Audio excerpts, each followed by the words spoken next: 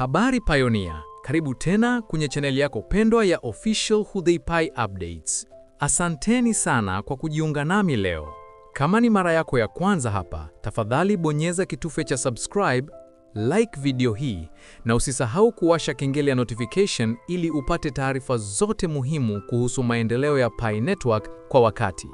Leo tunajadili mada moto kabisa kutoka kwa Mrs. Doris Yin, mwanzilishi harakati za kimataifa za GCV. Kwa nini Dr. Cheng Diao-Fan hakuzungumzia GCV kwenye mkutano mkubwa wa Token 2049 uliofanyika Singapore? Hii ni mada ambayo imeibua maswali mengi na kuchanganya baadhi ya pioneers, lakini leo tutachambua kwa kina ili uelewe nafasi ya core team, nafasi ya GCV na kwa nini hotuba ya Dr. Fan ilikuwa tofauti sana na matarajio ya wengi. Kwa hiyo kaa karibu hadi mwisho, maana kuna ujumbe muhimu ambao utabadili mtazamo wako kuhusu thamani ya Pi na mustakabali wake. Topic namba 115. Kwa nini Dr. Fan hakuzungumzia kuhusu GCV katika mkutano wa Token 2049 Singapore? Pioneers kutoka kote duniani.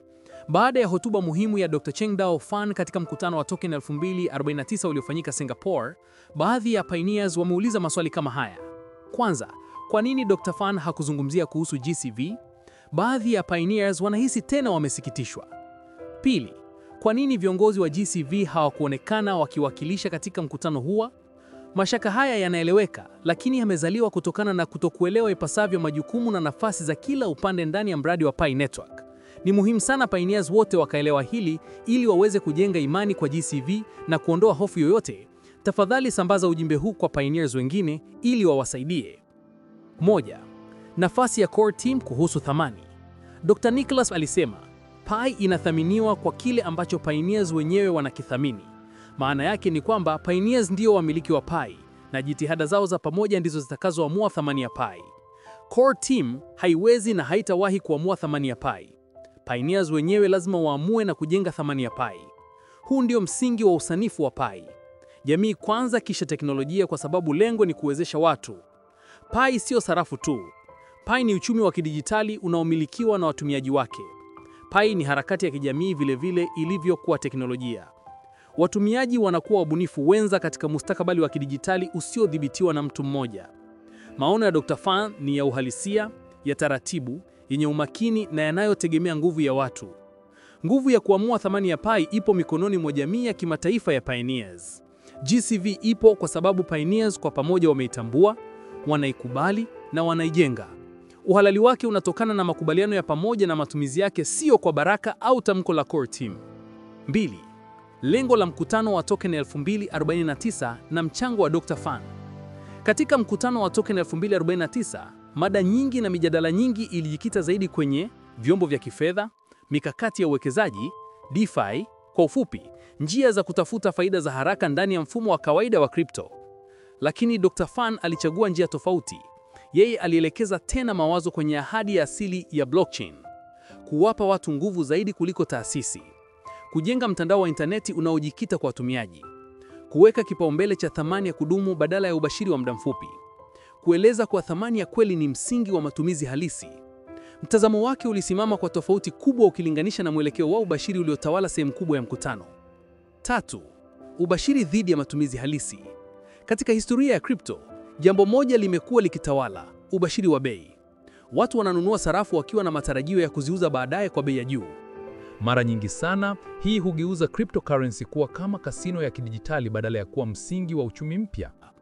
Dr. Fan alieleza kuwa mtazamo huo unaondoa watu kwenye makusudi ya kweli na uwezo halisi wa crypto. Kwa sarafu yoyote kupata thamani ya kudumu, lazima iwe na matumizi halisi ya kila siku. Maswali muhimu ya kujiuliza ni rahisi. Je, naweza kununua kikombe cha kahawa kwa kutumia Pi? Je, inaweza kuendesha app inayounganisha jamii yangu? Je, naweza kubadilishana nayo kupata huduma au bidhaa za kidijitali ndani ya mfumo wa ecosystem unaostawi? Fedha za kawaida hupata uthabiti kutokana na matumizi ya kila siku na kupokelewa na watu wengi. Vivyo hivyo, cryptocurrency lazima isonge mbele zaidi ya ubashiri na kuwa chombo cha kubadilisha thamani ndani ya mazingira hai ya kiuchumi. Wimbi la kwanza la blockchain lilithibitisha kuwa pesa zisizodhibitiwa na benki kuu inawezekana.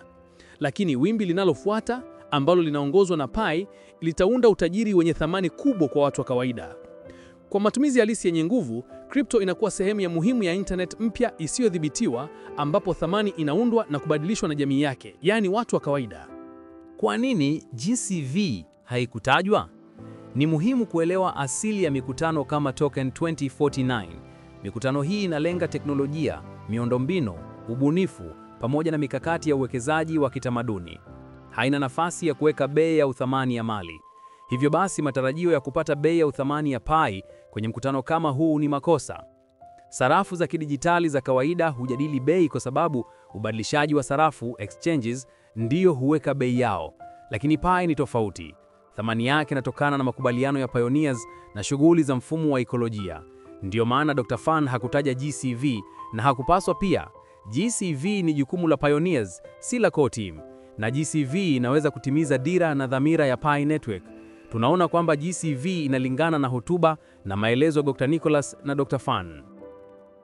Njia ya kufanikisha GCV. Swali sahihi sio kwa nini core team hawakutaja GCV. Swali sahihi ni, je, pioneers wanajitolea vya kutosha kuimarisha GCV? GCV itafanikiwa kupitia elimu, kusambazwa maarifa sahihi kuhusu Pi na thamani yake, mfumo wa ekolojia, kujenga programu, masoko na huduma zinazotumia Pi, matumizi, kuichukulia Pi kama sarafu ya malipo katika miamala halisi na sio tu chombo cha kubashiria bei. Pioneers wakijikita kwenye hatua hizi, GCV itakuwa uhalisia usiopingika bila ya haja ya kuwauliza core team. Hii ndiyo sababu mabalozi wa GCV wako busy kujenga GCV badala ya kuhudhuria mkutano. Kwa sababu tunaelewa kinachohitajika na Dr. Nicholas na Dr. Fan. Wanahitaji msaada wetu ili kufanikisha thamani ya Pi na mafanikio yake, jambo linalowawezesha kutekeleza thamani ya Pi haraka zaidi. Muda ni fedha. Muda ndio uhai wa Pi Network. Kwa hakika, tupo kwenye Open Mainnet tangu tarehe 20 Februari 2025. Hapa mara nyingine tunatumia neno fully open mainnet likimaanisha tarehe ambapo tutafunga na kuthibitisha thamani ya Pi kwa mfumo mzima wa ekolojia. Mikutano ya nje haiamui thamani ya baadaye ya Pi. Hakuna sababu ya kukata tamaa. Badala yake, pioneers wanapaswa kuhisi kutiwa nguvu. Thamani ya baadaye ya Pi haiamuliwi na mikutano ya nje bali na mshikamano na jitihada za pioneers duniani kote.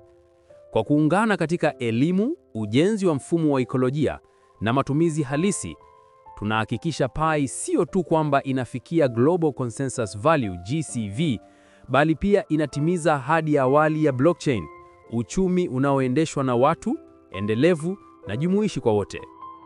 Kutoka kwa Mrs. Doris Yin, mwanzilishi harakati za kimataifa za GCV.